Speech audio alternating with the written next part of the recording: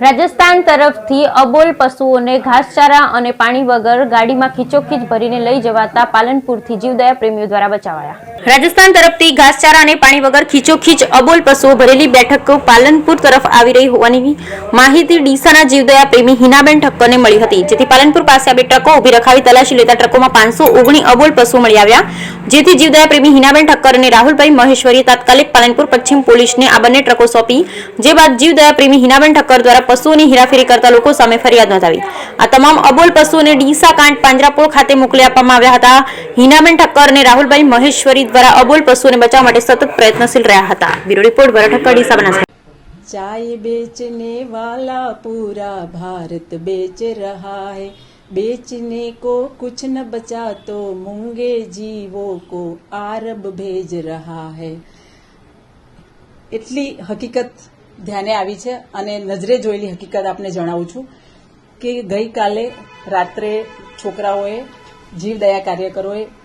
બકરા ભરેલી બે ગાડીઓ પાલનપુર હનુમાન ટેકરી પાસે પકડેલી અને એ પોલીસ સ્ટેશન લઈ જવામાં આવે છે અને પોલીસ સ્ટેશનમાં જઈ અને ડ્રાઈવરોને પૂછવામાં આવે છે કે આ માલ ક્યાંથી લાવ્યા છો અને ક્યાં લઈ જવાનો છો, તો એવું બતાવ્યું અમને કે અમે જોધપુરથી ભર્યા છે અને નાસિક એરપોર્ટ ઉપર અમારે ઉતારવાના છે। નાસિક એરપોર્ટથી આરબ દેશોમાં એની નિકાસ કરવાની છે। તો આ બાબતે વખતસિંહ નામના દરબારે પાલનપુર પોલીસ સ્ટેશનમાં કમ્પ્લેન આપી છે અને કમ્પ્લેનની આ બધી કાર્યવાહી ચાલુ હતી એ દરમિયાન જે મુસલમાન બકરાઓ સાથે સંકળાયેલા જે લોકો હતા, મુસલમાન છોકરાઓને, એ આશરે 50 જેટલું ટોળું ગાડીઓ હથિયારો લઈને આવી ગયેલા અને જે કાર્યકરોએ આ મૂંગા જીવો બચાવ્યા હતા એમની ઉપર હુમલાઓ કરવાની તજવીજ કરી। એમાં એમને ફાવટ ન આવતા છોકરાઓ ઉપર લૂંટની ફરિયાદ દાખલ કરવાનું પોલીસ સ્ટેશનમાં સ્ટન્ટ કરવા લાગ્યા। એમાં એમને ફાવટ નહીં આવતા તો પોલીસ સ્ટેશન બહાર મોટો હંગામો કરેલો અને આ બાબતે અમે ત્યાં ફરિયાદ આપી અને અમે પોલીસ સ્ટેશનમાં હતા એ દરમિયાન ખૂબ મોટી માથાકૂટ એ લોકો કરવા લાગ્યા, ત્યારે અમારે કંટ્રોલ ઉપર તરત જાણ કરવી પડી, પોલીસે વધારાની પોલીસ બોલાવવી પડી અને જે મુદ્દામાલ ગાડીઓમાં ભરેલો હતો એ ચીચિયારીઓ કરતી હતી।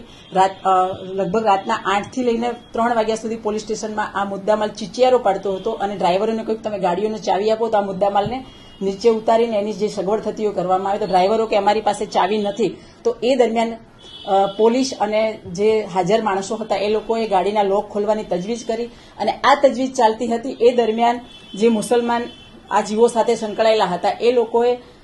લાભ લઈ અને ગાડીઓ ઉપર ચડી ગયેલા અને 3-4 બકરા નીચે ઉતારી અને ઉપરથી છોકરાઓને કહેવા લાગ્યા કે આ લોકો તો અમારા બકરાની લૂંટ કરે છે, જો બકરાની લૂંટ કરવી હોય તો 4 બકરાની લૂંટ કરે એ લોકો, એ આખી ગાડીઓ લઈને જતા રહે। પણ જે જીવદયા ક્ષેત્રે છોકરાઓ કામ કરે છે એને આ મુસલમાનો ખોટી ફરિયાદો કરી, ખોટી રીતે હંગામા કરી, તલવારો લઈને મારવા આવે, એ પોલીસ સ્ટેશનની બહાર તલવારો લઈને મારવા આવે એટલે એમની હિંમતને તો દાદ આપવી જોઈએ અને ખોટી ફરિયાદોમાં છોકરાઓને ફસાવી અને નાસીપાસ કરવાનો પ્રયત્ન કરે છે। અને જે આ મુદ્દામાલ જીવોને જે વિડીયોને વગેરે આપ જોશો તો ખ્યાલ આવશે, ડબલ ડેકરમાં ખીચોખીચ બકરાઓ ભરેલા હતા અને એને આરબ દેશોમાં નિકાસ કરવામાં આવી રહ્યા હતા અને એની જે ચીચિયારીઓ છે એ આ વિડીયો જોશો તો ખ્યાલ આવશે કે ખરેખર આ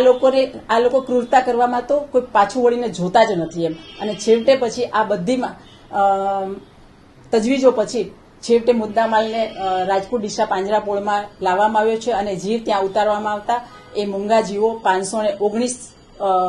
બે ટ્રકોમાંથી નીકળ્યા છે। ખીચોખીચ થપ્પીઓ ભરી હોય એ રીતે ભરેલા હતા। એક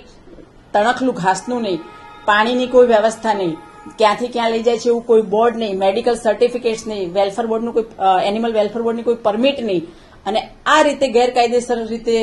બકરાઓ ભરી અને નિકાસ કરવાની જે કાર્યવાહી થઈ રહી છે અને એ રાજસ્થાનથી લઈ અને બોમ્બે સુધી બહુ જ ગાડીઓ જાય છે અને પોલીસ સ્ટેશનો રસ્તા ઉપર છે, તેમ છતાં પોલીસની આંખો કેમ બંધ છે અથવા એની પાછળ કોઈ મોટો હાથ છે એની તપાસ થાય તે ખૂબ જરૂરી છે।